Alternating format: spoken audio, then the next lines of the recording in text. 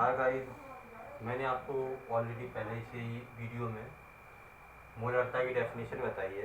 जैसे कि मूलरता का तात्पर्य है 1 लीटर विलयन में उपस्थित विलेय की मूलों की संख्या विलयन की मूलरता कहलाती है। यहाँ पर विलेय की मूल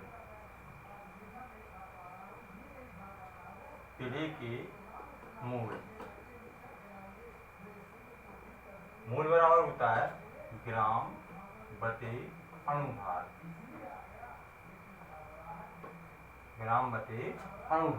यहाँ पर ऑलरेडी दिया गया आपके कितने ग्राम है एनएच? 5 ग्राम। तो यहाँ पर इसको ग्राम की जगह इसको लिख सकते हैं भार बटे अणुभार। तो भार कितना दिया गया? भार इक्वल 5 ग्राम। अणुभार NaOH का अणुभार निकालना है, तो यहाँ पे Na को हो जाएगा 23 प्लस 16 प्लस 1, तो ये कितना हो जाएगा? 6 1 7 7 3 10 0 1 आई 2 1 3 और एक यहाँ से 4 40। ये हो गया इसका मॉलिक्यूलर वेट। अब इसके बनाएंगे हम मोल। तो मोल बराबर क्या होता है ऑलरेडी बताइए, तो यहाँ रख देंगे भार कितना? 5 ग्राम अपॉन 40। Any problem? अब इसको डिवाइड कर लें।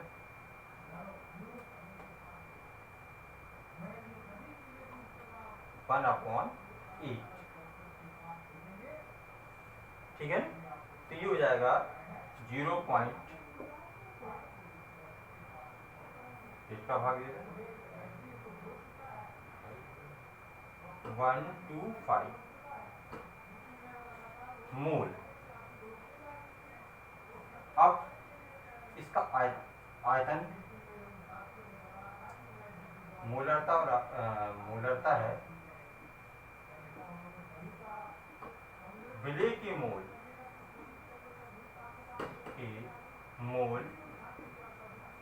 अपॉन विलयन का आयतन लीटर में।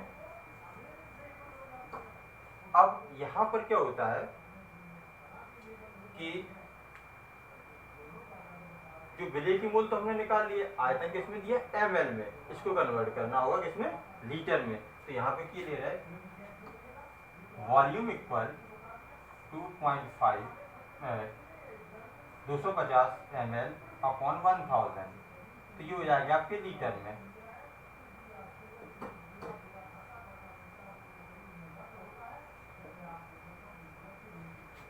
ठीक है, ये होगा 0.25 लीटर।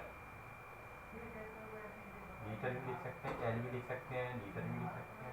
अब यहाँ पर इसका मान रखना है। इसका मान रखा है आपने, मोल कितने दिए गए? 0.125 अपॉन 0.25। डेसिमल से डेसिमल हटा दो,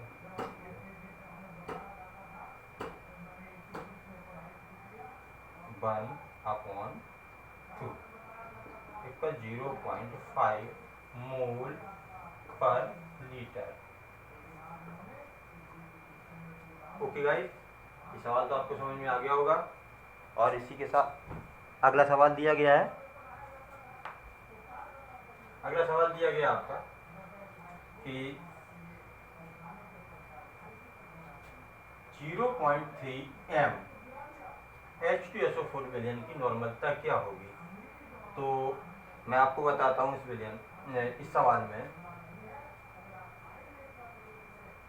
इस सवाल के लिए सबसे पहले आती है नॉर्मलता की परिभाषा। तो नॉर्मलता होती है 1 लीटर विलयन में विलेय की ग्राम तुल्यांकों की संख्या उस विलयन की नॉर्मलता कहलाती है। यहाँ पर नॉर्मलता आपको निकालनी है। यहाँ पर नॉर्मलता बराबर होता है, यहाँ पे दी गई मोलरता है तो इसमें रिलेशनशिप वाला फार्मूला रहेगा कि नॉर्मलता बराबर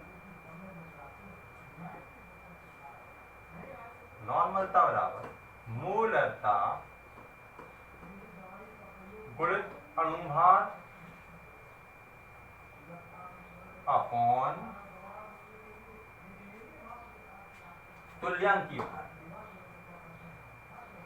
जैसा कि पिछले वीडियो में मैंने आपको तुल्यांकीय भार निकालना बताया था, इसको मैं पुनः बता दे रहा हूँ। सबसे पहले इसका निकालेंगे मॉलिक्यूलर वेट।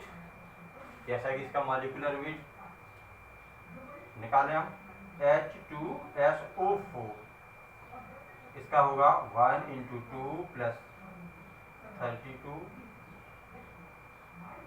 + 16 × 4 64, कितना हो गया 98। अब मैंने आपको बताया था कि ग्राम तुल्यांकीय भार होता है वो हाइड्रोजन अगर अम्ल है तो अम्ल की क्षारकता और उसके अणुभार के अनुपात हो जाते हैं। और भारतीय निकाल दिया, इसकी क्षारकता क्या है हाइड्रोजन आयन है कि नहीं है। तो इसमें हाइड्रोजन आयन कितने हैं 2,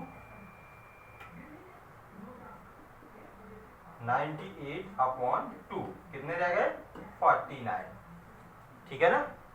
अब यहाँ पर मोलरता दी गई है, मोलरता आपकी कितनी है यहाँ पर दिया गया है, मोलरता इक्वल 0.3 m, ठीक है ना। और अणुभार कितना दिया गया 98, एटॉमिक वेट इक्वल 98 एंड तुल्यांकीय भार, इसको ई से डिनोट भी करते हैं, ये हो गया आपकी 49। अब इस फार्मूले में हम इसके मान को रखते हैं, n इक्वल m ×